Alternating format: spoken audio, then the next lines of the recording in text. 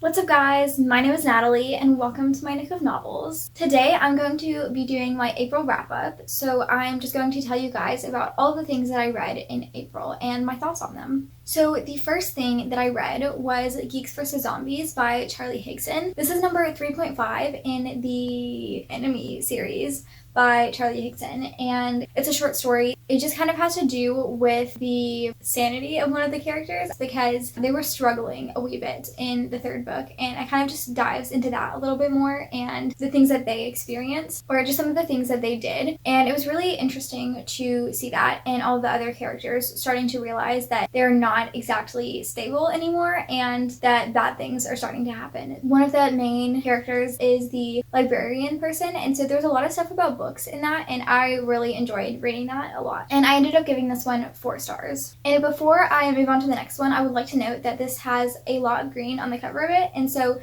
that counts for my Rainbow Readathon prompt for April because the color for April was green. The next thing that I read was The Winter's Tale by William Shakespeare. I read this for a class at school and I gave it 3.25 stars. It's not my favorite Shakespeare play that I've read. It was kind of interesting seeing specifically one of the characters who completely just kind of did a 180 at the end, and just kind of the character development and the fantastical elements because this is one of his romance plays, and the romance genre is really interesting because it's kind of just a mix of all of the other ones, and so it was kind of interesting seeing the other genres kind of sprinkled into this one. But I don't know, just the plot of the play itself I wasn't super interested in. I wasn't bored necessarily. It was just kind of average in the middle, so that's why I gave it 3.25 stars.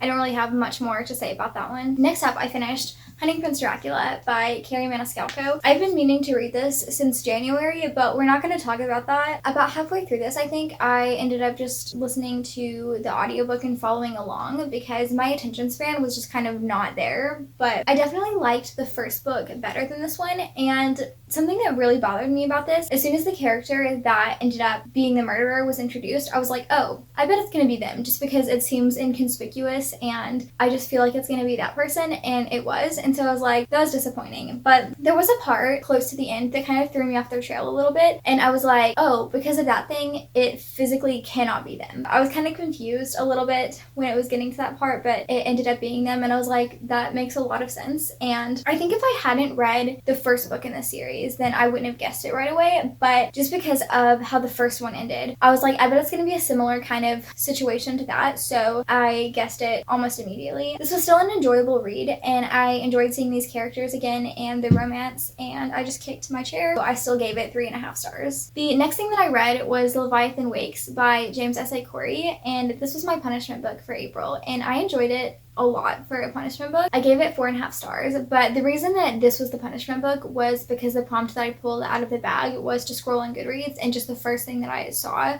no matter what it was what I had to read. It was really, really good. I definitely was in the mood for it when I read it, I think, because I kind of was just thinking like, I really want to read a sci-fi right now. The plot of this book was very, very interesting. There was stuff constantly happening, and I really enjoyed that. There was never really a part where I was like, that's kind of boring, nothing is really happening right now. There was just action all over the place throughout this entire book, and I really enjoyed that. I fully expected the ending to completely blow me away, and so I was like, this is definitely going to be a 5-star read, but the ending didn't really blow me away. It was still very enjoyable, just like the rest of the book, but I wasn't sitting there going, oh my god, I cannot believe that happened. So I would have given it a 5 stars, but I only gave it 4.5 stars, but that's still a really good rating, and I really, really enjoyed this book. I was just expecting a slight little bit more from the ending, but I'm not mad about it. I am really excited to see where the rest of the series goes. Originally, when I started reading this, because it was a punishment book, I was just like, okay, I'm just gonna read this and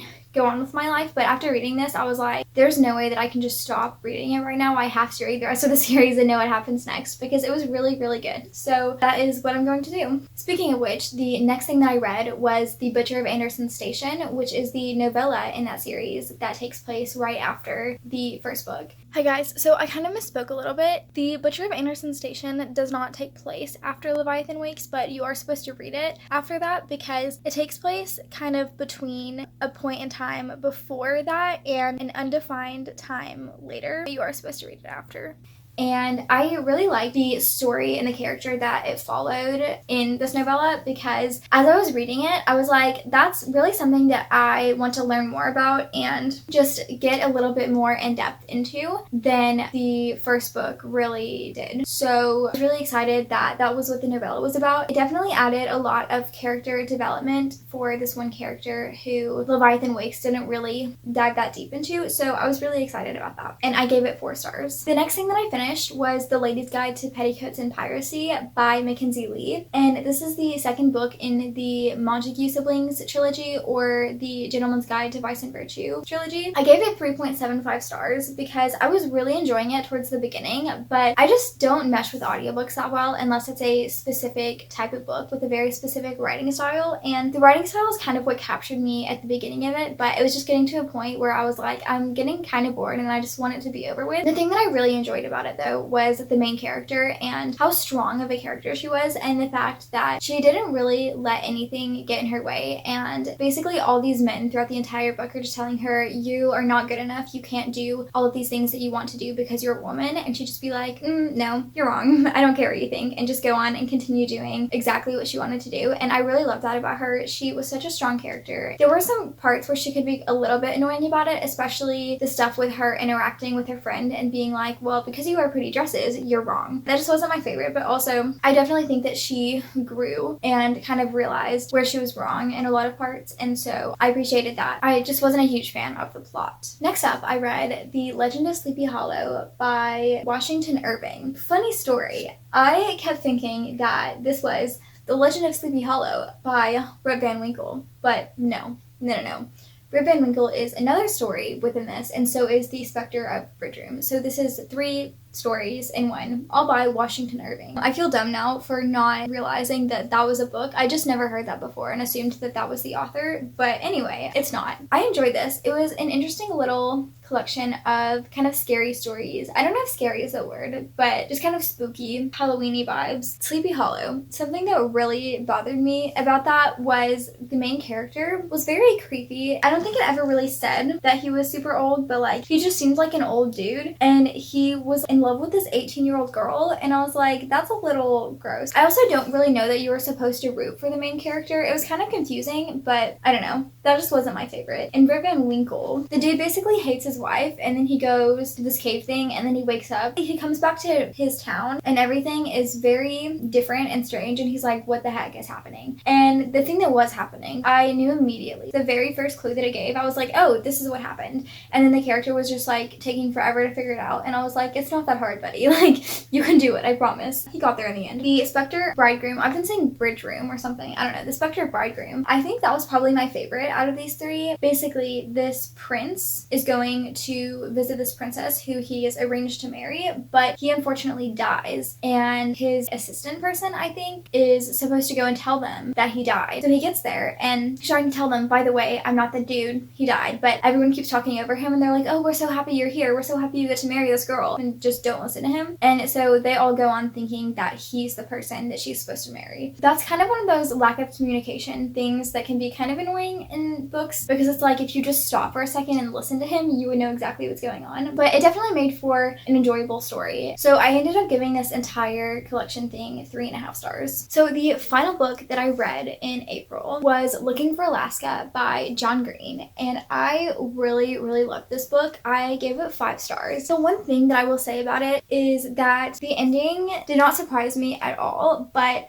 that didn't take away from what happened, if that makes sense. So this follows a boy who is going to this boarding school, and basically just his life there and the friends that he meets, and it's just following him living his life and vibing, basically. They do all this fun stuff. They're basically just being teenagers and breaking these rules and seeing what they can get away with, and it's just a fun time, honestly. The character Alaska is so much fun, and I love her. She's just just so confident in herself, and she knows exactly what she wants, and she does whatever she wants and doesn't care what other people think about it. And she's just such a fun character. And you can really tell with the ending how much of an impact all of these characters had on each other and how they changed each other's lives by just being there and existing and being who they are together in this place. And it was just such a beautiful story, and I love John Green's writing style so much. And there were so many parts of this. Basically every single page made me laugh over